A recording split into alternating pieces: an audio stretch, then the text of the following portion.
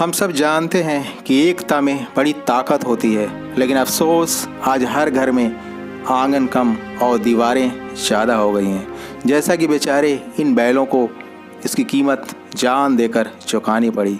कहानी शुरू होती है उन 3 बैलों से जो आपस में बड़े ही गहरे मित्र हैं, जो एक दूसरे की सुख दुख में हमेशा साथ रहते हैं। सुबह तड़के ही ये तीनों बैल जंगल के लिए निकल जाते। जंगल में चरते, तालाब के पास तीनों एक साथ जाकर पानी पीते और शाम ढलते ही जंगल से लगे गांव वापस आ जाते। अगर उनमें से इनका कोई एक दोस्त बीमार पड़ जाता तो वे उसकी तब तक पूरी तरह देख रेख करते जब तक वह फिर से पूरी तरह स्वस्थ ना हो जाता। उनके दोस्ती व उनकी एकता की चर्चा जंगल हो गांव हर जगह थी। उनकी एकता और दोस्ती की मिसाल न सिर्फ जानवरों के लिए बल्कि उस गांव में रहने वाले लोगों के लिए एक सबक थी। इसी एकता की ताकत की वजह से ही जंगल का राजा शेर उनसे टकराने की हिम्मत नहीं जुटा पाता।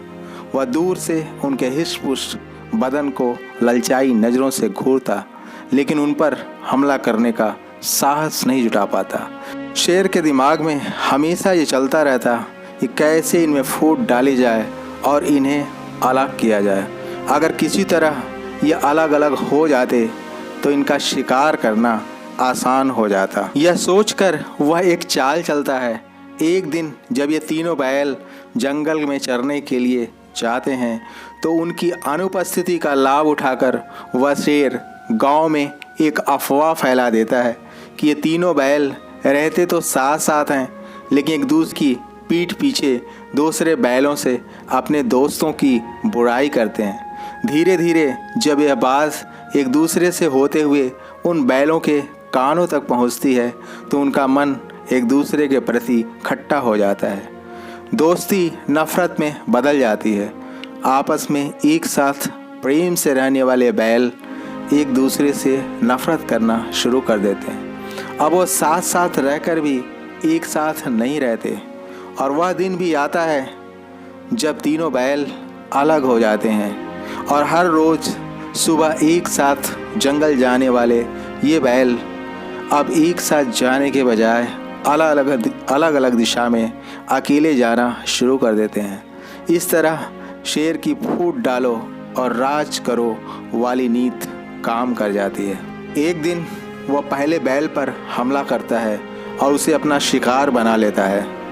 वह बड़े ही चाव से उसके नरम नरम गोश्त का आनंद लेता है। इसी तरह बारी बारी बाकी 2 बैलों का भी शिकार कर लेता है।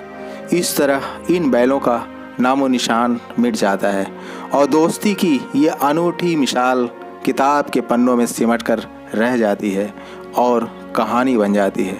दोस्तों, इस कहानी से हमें ये सीख मिलती है कि हमें भी एकजुट मिलकर रहना चाहिए और अगर इस दुनिया में कोई सबसे बड़ी ताकत है तो वो है एकता की ताकत। किसी शायर ने क्या खूब लिखा है, न समझोगे तो मिट जाओगे ऐ हिंदुस्तां वालों, तुम्हारी दास्तां तक न होगी दास्तानों में। इसी के साथ आपका दिन शुभ हो। जय हिंद, जय भारत।